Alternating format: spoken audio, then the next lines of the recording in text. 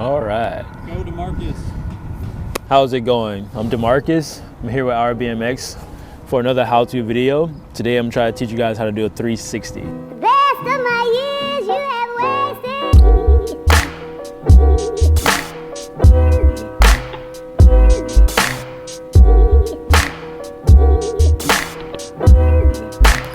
You must say. Best bunny hopper. Best bunny hop 3.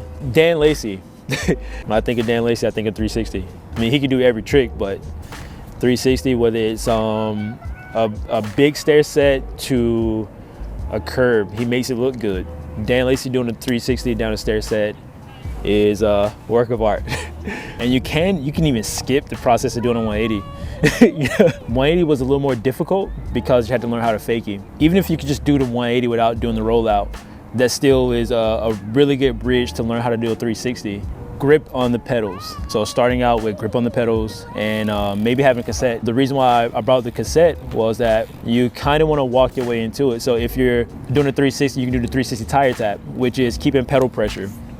And whenever you do like the 270 or the 180, and if you have pedal pressure and have the body rotation, it can kind of help you continue to rotate around. And if you don't have a cassette, you still can do it, you know. I feel like that's a very, very basic but key thing to know. Tire tap is generally the way to kind of like give you the movement. You really want to put emphasis on like the preload. If you just jump and try to rotate, it could help, but it won't give you as much momentum as you would need to complete the 360. I find myself adjusting pretty much on every trick, but especially at 360, I adjust my feet on the pedals, kind of like move my body to the side a little bit to kind of create a little bit of rotation force. I don't know, but it gives you that momentum you need, whether if you do land back tire first, it's gonna continue to rotate around and it won't make you stall out. And even if you don't go all the way around, it's still a good starting point. You know, you take it step by step, and the more you try, you get way better at it. You don't necessarily have to worry about how high you can hop.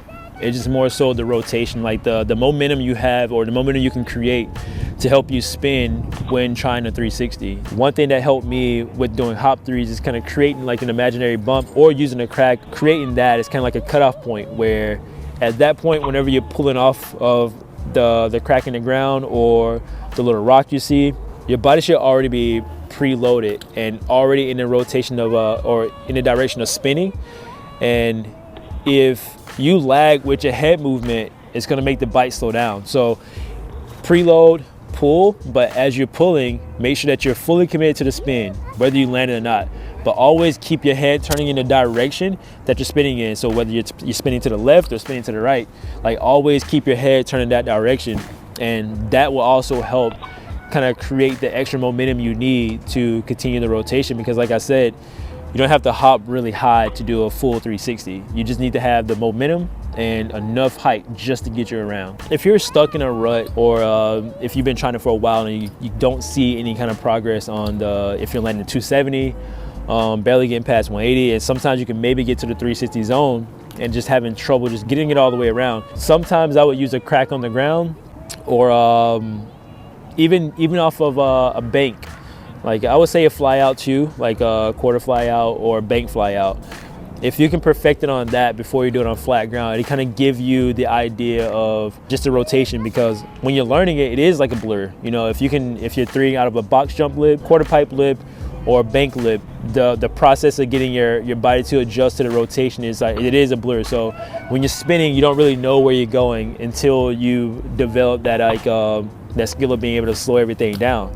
You can learn how to do 360 tire tap on the ground, and if you try it off a curb, you probably can do a full 360. Doing it down a curb, you kind of want to approach the curb a little bit faster, not fast, not medium, but a good momentum to the point where you're not stopping, but enough to clear the back tire coming off the curb. Just never forget to kind of preload your body for the rotation. So whenever you rotate, the same, you don't have to bunny hop super high, but you need to have the speed to clear the distance. I personally like to land back tire first, and the reason for that is to kind of help with the impact. Just like if you're jumping it straight, landing back tire first help with the impact. And some people feel that 3 and then landing both tires first is it looks better, it's cooler, but to me all that is preference. Don't expect to be able to do it overnight. And even me, you know, like I haven't done 360s in a while, and I can't say I still struggle with it, but I'm not as comfortable with them as I would like to be or as I used to be.